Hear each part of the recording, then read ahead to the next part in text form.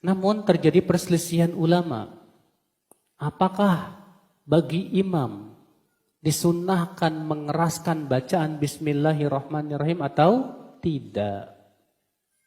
Jumhur ulama imam yang tiga berpendapat. Imam yang tiga siapa? Malik, Ahmad, Abu Hanifah. Mengatakan bahwasannya tidak disyariatkan mengeraskan bacaan Bismillahirrahmanirrahim. Alasannya apa? Pertama, semua hadis yang menyebutkan bahwa Rasulullah mengeraskan bacaan Bismillahirrahmanirrahim dhaif, tidak ada yang sahih. Faktanya Rasulullah SAW membaca Bismillahirrahmanirrahim pada setiap sholat fardu, yaitu dijaharkan atau dikeraskan. Ini hadisnya sahih, ya, di dalam kitab Al-Majmu'. Juga disebutkan Umdatul Qari Syarah Bukhari, beliau Rasulullah SAW juga mengeraskan Bismillahirrahmanirrahim di dalam melakukan sholat fardu, tawa sholat maktubah. Ya, ini hadisnya juga sahih.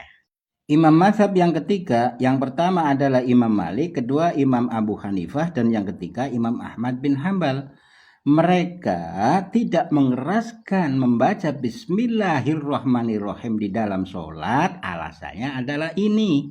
Di dalam kitab Rawai'ul Bayan, tafsir ayatil ahkam minal Quran li Muhammad Ali As-Sobuni, di sini dijelaskan hukum yang kedua. Apa hukumnya membaca Bismillahirrahmanirrahim di dalam sholat? Para ulama ikhtilaf. Yang pertama, menurut pendapat Imam Malik, yaitu beliau melarangnya membaca Bismillahirrahmanirrahim dikeraskan di dalam sholat maktubah, baik itu sholat tersebut dalam keadaan tingkah jahar atau tingkah sir, ya. Tapi beliau tidak melarang membaca Bismillahirrahmanirrahim dikeraskan di dalam surat Al-Fatihah, mestinya di luar daripada sholat.